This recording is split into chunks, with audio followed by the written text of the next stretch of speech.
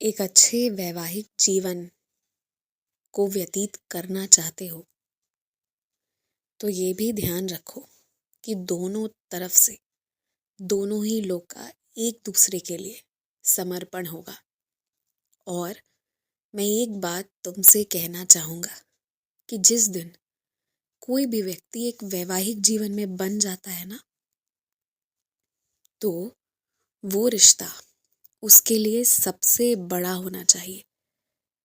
ऐसा नहीं है कि बाकी रिश्ते छूट रहे हैं या कम हो रहे हैं, पर वो रिश्ता ना बहुत बड़ा रखकर उस रिश्ते का सबसे पहले मान रखना चाहिए। क्योंकि अगर वो रिश्ता सही टिकेगा ना,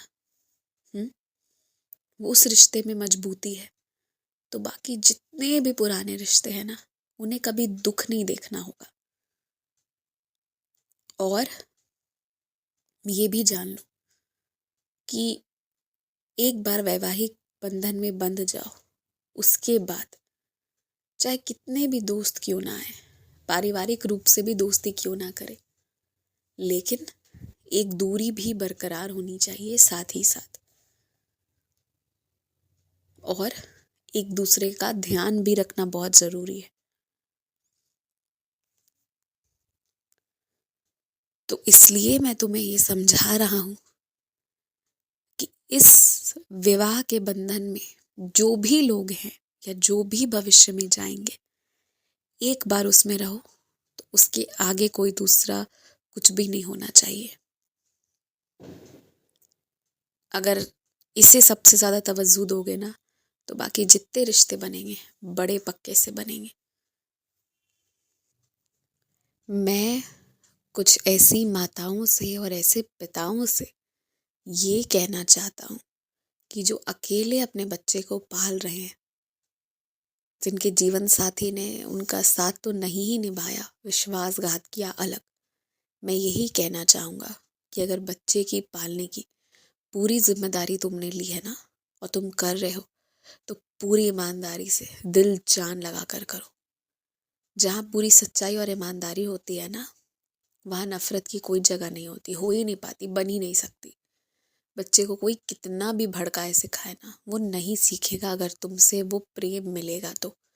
और बच्चों से ना प्रेम करो, सब ठीक है, पर ऊंची आवाज में कभी बात मत करो।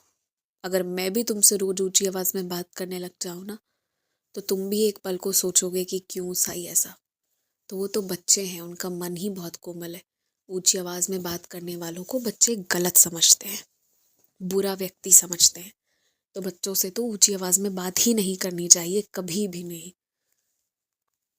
और अपने बच्चों को ऐसे किसी के घर मत भेजो, चाहे कोई भी मजबूरी क्यों ना हो, कोई जरूरत भी क्यों ना हो, जहाँ तुम्हारी ही कद्र ना हो, तुम्हारी ही इज्जत ना हो।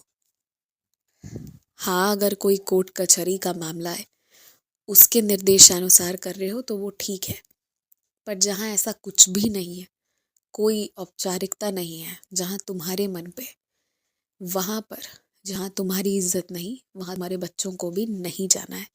ये एक नियम अभी से बनाकर चलो, बाद में वो भी इसी नियम पर अपने आप से चलेंगे। कई लोग तुम्हें ना एक अच्छा व्यक्ति बनने का दबाव देते हैं कि तुम मेरे भक्त हो, इसलिए तुम्हें अच्छा होना जरूरी है। और यकीन मानो, इस दबाव में आकर तुम अपनी अच्छाई भी जो है ना, वो भी खो दोगे। इसलिए अच्छा बनने की आवश्यकता नहीं है किसी के दबाव में आकर। बस वैसे बनो, वैसा करो जो तुम्हें करना पसंद है। किसी के कहने पर या किसी की जरूरत अनुसार अच्छा मत बनो, वरना वो ज्यादा दिन नहीं चल पाएगा और फिर तुम्हारे अंदर की जो बुराई है ना, वही निकल कर आ जाएगी। तो वो ज्यादा दिक्कत वाली बात है। अभी आगे पूरा महीना बचा हुआ है। तुम्हारे हाथ में जो बहुत थोड़े से पैसे तुम्हें मिले हैं ना, तुम उसे भी पूरा पूरा बचा सकते हो। बहुत उसमें से बचत हो सकती है, कम से कम 50% तो बचत हो ही सकती है। पर वो तब होगी जब तुम सही मायने से खर्च करोगे। और देखो, तुम्हारे कुछ दोस्त हैं जिन्हें रोज घूमना फिरना इधर उधर खाना और फिर अंत में यही बात कह देना कि अफसोस हुआ, बाहर का खा लिया, समय बर्बाद कर दिया। उन्हें ये सब करना कहना पसंद है और तुम नहीं जाओगे तो वो तुम्हें जलील करेंगे, बुरा कहेंगे, क्योंकि उन्हें तो कोई चाहिए जो उनके साथ बराबर से समय बर्बाद करे।